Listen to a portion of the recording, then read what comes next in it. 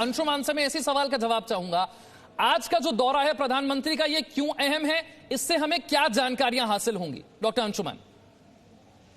जी देखिए, अभी तक प्रधानमंत्री के जितने ही अहम फैसले में मूवमेंट उनका रहा है, चाहे दौरे से या कंट्री को एड्रेस करने से, बहुत उचित समय पे एड्रेस करते हैं कंट्री को।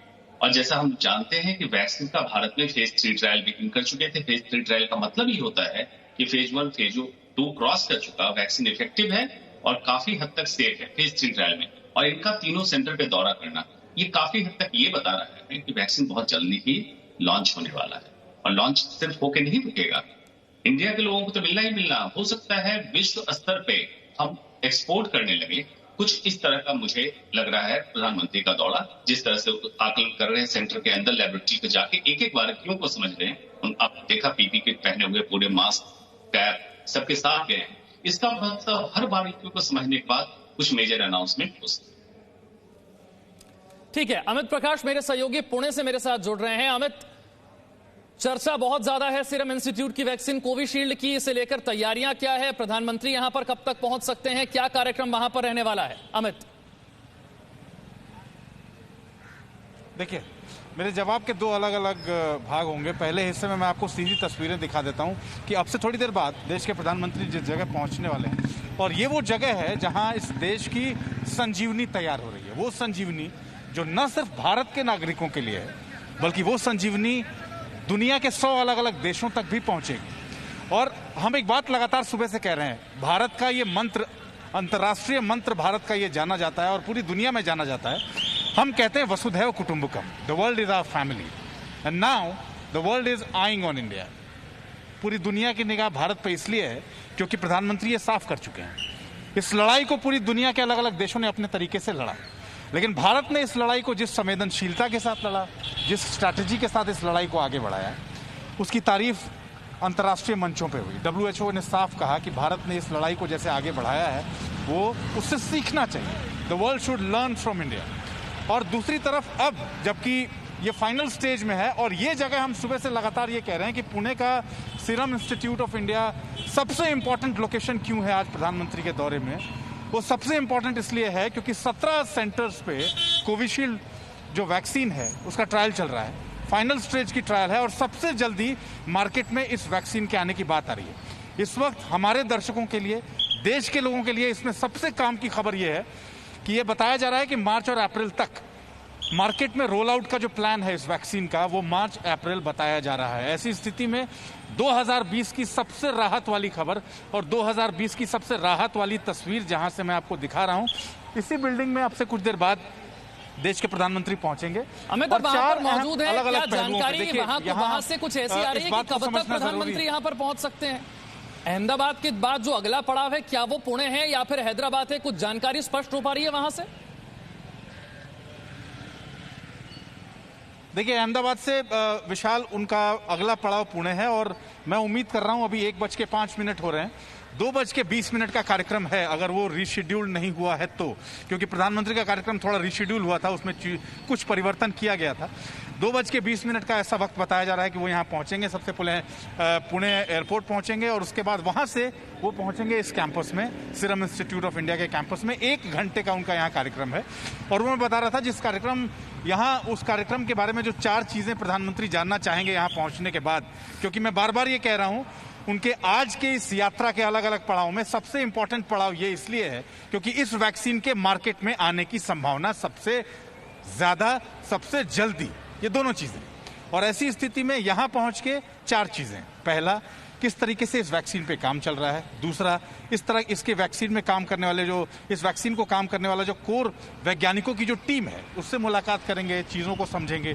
तीसरा, कि आखिरकार इसकी जो बॉटलिंग होगी, बॉटलिंग कैसे की जाएगी, इसकी पैकिंग कैसे की जाएगी, इसको जो स्टोर करने की क्षमता है, क्योंकि इस सीरम इंस्टीट्यूट के बारे में कहा जाता है कि यहाँ 5 से 6 लाख सैंपल्स को एक साथ स्टोर करने की क्षमता है, लेकिन उस स्टोरेज क्षमता को 20 लाख तक बढ़ाने की बात कही जा रही है उसकी तैयारी सीरम इंस्टीट्यूट कर चुका है। और चौथी और सबसे इंपॉर्टेंट बात जो प्रधानमंत्री यहां आके समझना चाहेंगे वो ये कि मार्केट का रोल आउट प्लान क्या है, क्योंकि सबसे इंपॉर्टेंट ये है कि भारत के नागरिकों के लिए ये वैक्सीन किस महीने से, 2021 के कौन से महीने से उपलब्ध होनी शुरू होगी। नंबर 1, कितने पैसे देने होंगे। नंबर 2, क्या सरकार की तरफ से कोई सब्सिडी दी जाएगी। नंबर 3, और कितनी सहजता से वो लोगों तक उपलब्ध होगी। तो इन सब चीजों की जानकारी प्रधानमंत्री लेने के लिए यहां पहुंच रहे हैं। ठीक है, प्रसाद भोसेकर भी मेरे साथ हैं, खास मेहमान डॉक्टर्स भी मेरे साथ जुड़ रहे हैं, एक्सपर्ट्स का पैनल भी मेरे साथ है। लेकिन उससे पहले पूजा मेरी सहयोगी मेरे साथ है। पूजा, ये बताइएगा कि जब हम सुनते हैं कि फेज 3 का ट्रायल चल रहा है, 2 चरण जो हैं वो पूरे हो चुके हैं, तो एक आम दर्शक को इससे क्या समझना चाहिए? फेज 3 का ट्रायल मतलब अभी और कितने दिन, और इसके बाद की प्रक्रिया एक आम इंसान तक पहुंचने की अब आगे क्या होगी? देखिए विशाल, जब कोई वैक्सीन ट्रायल में होती है तो आमतौर पर 5 से 10 साल का वक्त लगता है उसे लोगों तक पहुंचने में। लेकिन कोरोना वायरस क्योंकि अभूतपूर्व स्थिति है, इसलिए ये 10 महीने में वैक्सीन आ रही है। लेकिन अभी फेज 3 ट्रायल के बाद कितना वक्त लगेगा? तो जब तीसरा चरण पूरा हो जाता है किसी भी वैक्सीन का, उसके बाद वो पूरी स्टडी कंपाइल कर दी जाती है और उसे एक इंडिपेंडेंट एनालिसिस के लिए भेजा जाता है। एक स्वतंत्र एजेंसी ये देखती है कि जो कंपनी ने दावे किए हैं उसमें कितनी सच्चाई है और असल में वैक्सीन कितनी कारगर होगी। जब ये रिजल्ट भी आ जाता है तो उसके बाद उस कंपनी को जाना होता है अप्रूवल्स के लिए। पहला अप्रूवल होता है इमरजेंसी यूज अप्रूवल, यानी कि सीमित संख्या में लोगों को लगाने का अप्रूवल, और दूसरा अप्रूवल होता है मास अप्रूवल, यानी कि आम जनता तक वैक्सीन पहुंचाने का अप्रूवल। अगर आज के तीनों वैक्सीन की बात करें जिसका प्रधानमंत्री दौरा कर रहे हैं, तो वो तीनों ही उनमें से 2 तीसरे चरण में हैं, और तीसरा चरण पूरा होने के बाद इंडिपेंडेंट एनालिसिस होगा। उस इंडिपेंडेंट एनालिसिस के बाद इमरजेंसी अप्रूवल के लिए ड्रग कंट्रोलर के पास कंपनीज जाएंगी और फिर अप्रूवल दिया जाएगा, सीमित में भी और फिर मास लेवल में भी। ये 2 अप्रूवल होंगे और उसके बाद आम जनता तक वैक्सीन पहुंच जाएगी। लेकिन जैसा मैंने शुरू में कहा कि 10 साल लगते हैं किसी वैक्सीन को, इसे 10 महीने लगे हैं, तो हमें ये उम्मीद करनी चाहिए कि तीसरा ट्रायल पूरा होने के बाद ये जो प्रक्रिया मैंने बताई है ये भी स्पीड अप हो जाएगी और इसे भी तेजी से किया जाएगा। क्या हम पक्के तौर पर कह सकते हैं कि इतने दिन, इतने महीने, या फिर हम ये कहें कि वैक्सीन के साथ नए साल का स्वागत होगा?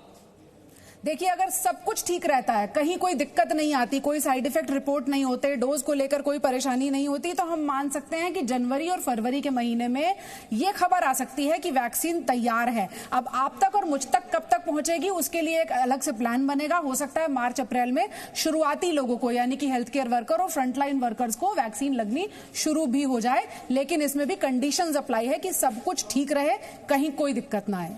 ठीक है, जल्दी से मैं हैदराबाद का रुख करूंगा। प्रसाद भोसेकर मेरे साथ हैं। प्रसाद, प्रधानमंत्री का कार्यक्रम अब आगे क्या है? अहमदाबाद के बाद, जैसा कि मैंने अमित से भी पूछा था, पहले जो पड़ाव है वो पुणे है या हैदराबाद है? कितने बजे प्रधानमंत्री वहां पहुंचेंगे, क्या जानकारी है वहां से? देखिए, जो खबर हमारे पास है, हालांकि अनकंफर्म्ड है अभी, पहले अहमदाबाद के बाद सीधा हैदराबाद आ रहे हैं। हैदराबाद जो मेरे पीछे हकीमपेट एयरफोर्स स्टेशन है, वहां से कुछ ही दूरी में मेरी बाएं तरफ जो है रास्ता है भारत बायोटेक के लिए, वहां पर जाएंगे। और यहाँ का जो कार्यक्रम है 1 घंटे का कार्यक्रम है। सभी साइंटिस्ट और जो भी लोग कोवैक्सीन वैक्सीन पर काम कर रहे हैं उनसे मुलाकात करेंगे और खास करके फर्स्ट हैंड इंफॉर्मेशन, हालांकि प्रधानमंत्री के पास पूरी जानकारी जरूर है, लेकिन वो खुद अपने आप से जो है साइंटिस्ट है या फिर दूसरे जो भी लोग वैक्सीन पे काम कर रहे हैं उनसे जानने की कोशिश करेंगे कि क्या क्या प्रोग्रेस है और क्या क्या चैलेंजेस है या फिर कितनी जल्दी वैक्सीन आ सकता है। कई सारी ऐसी बातें हैं मार्केट में, उसको फिर ठीक है प्रसाद, मैं आपके पास लौटूंगा। इससे पहले कि डॉक्टर अंशुमन के पास मैं जाऊं, अमित प्रकाश हाथ उठा रहे हैं। अमित, आपके पास क्या जानकारी? मैं विशाल इस वक्त डॉक्टर अंशुमन से सीधा कनेक्ट होना चाह रहा था और उनसे एक बात मैं जानना चाह रहा था, क्योंकि डॉक्टर अंशुमन लगातार जो पूरी दुनिया में जिस वैक्सीन को लेकर काम चलता रहा उस पर बहुत सारी स्टडी उन्होंने भी की है। डॉक्टर अंशुमन, सबसे इंपॉर्टेंट यहाँ ये हो जाता है, आज का दौरा जैसा विशाल आपसे पूछ रहे थे, जितने कम वक्त में भारत ने इस वैक्सीन को तैयार करने के लिए जो एक प्लान बनाया, आपको लगता है पूरी दुनिया में भारत ने जिस तरीके से इस प्लान को एग्जीक्यूट किया, वो क्या पूरी दुनिया के दूसरे देश ये सोच भी सकते थे कि भारत ये प्लान इतनी जल्दी एग्जीक्यूट कर पाएगा कभी? बहुत अच्छा सवाल है। आज तक की मेडिकल हिस्ट्री में जो सबसे तेज, सबसे जल्दी वैक्सीन तैयार किया गया है वो मम्स का वैक्सीन तैयार हुआ था, जिसमें 4 साल लगे थे, जिसको हम लोग रिकॉर्ड मानते हैं। और ये वैक्सीन 10 या 12 महीने में तैयार हो जाए, वो भी भारत में, ये दुनिया ने उम्मीद नहीं किया। इसी तरह से जैसे कि आपने देखा होगा मार्च के महीने में जब यहाँ पे कोरोना वायरस के कारण लॉकडाउन हुआ था, पीपी किट और मास्क शॉर्टेज, क्योंकि इंडिया में प्रोडक्शन लेवल इतना नहीं था। आज की हालत यह है इंडिया बाहर भेज सकता है इतना प्रोडक्शन लेवल, इसलिए इंडिया में अभूतपूर्व क्षमता है। और खास करके देश का मुखिया जब इस तरह से जाके प्रोत्साहन देता है, बिल्कुल ठीक बात है, प्रधानमंत्री वैक्सीन के एक्सपर्ट नहीं, लेकिन उनका जाना कितना बड़ा प्रोत्साहन का काम होता है कि साइंटिस्ट, डॉक्टर या आज का युवा पीढ़ी जो समझने लगा था मेडिकल में कुछ नहीं है या साइंस में कुछ नहीं है, वो साइंस के प्रति कितना रुझान लेके आएगा जब देखेगा वर्ल्ड को चैलेंज कर दिया, इंडिया से इतना मास लेवल पे वैक्सीन का प्रोडक्शन हुआ, सेफ है, इफेक्टिव है, कम कॉस्ट में है और मास प्रोडक्शन हो रहा है ताकि पूरे विश्व को हम वैक्सीन दे सके। ये बहुत बड़ा एक अद्भुत उदाहरण साबित होने वाला है। बिल्कुल अद्भुत उदाहरण भारत ने पेश किया है और कोरोना से अगर ये लड़ाई जीती जा सकती है तो सिर्फ साइंस एंड टेक्नोलॉजी के माध्यम से, रिसर्च एंड डेवलपमेंट के माध्यम से, जो भारत में इस वक्त बड़े पैमाने पर हो रही है। और उन्हीं लेबोरेटरीज, उन्हीं प्रयोगशालाओं का दौरा कर रहे हैं प्रधानमंत्री मोदी। अहमदाबाद यानी कि पहला पड़ाव पूरा हो चुका है, अब बारी है पुणे और हैदराबाद की। वहां पर जो वैक्सीन डेवलप की जा रही हैं उनकी जानकारी प्रधानमंत्री आगे लेंगे, हर तस्वीर आपको दिखाएंगे और बताएंगे आपको कि ये कोरोना वायरस की जो वैक्सीन है ये आप तक कब पहुंच जाएगी, कितनी इफेक्टिव होगी, इसकी कीमत क्या होगी और कितना और समय लगेगा। तमाम खास मेहमान और मेरे सहयोगी मेरे साथ बने हुए। एक छोटा सा ब्रेक ले रहे हैं, फौरन हाजिर होंगे।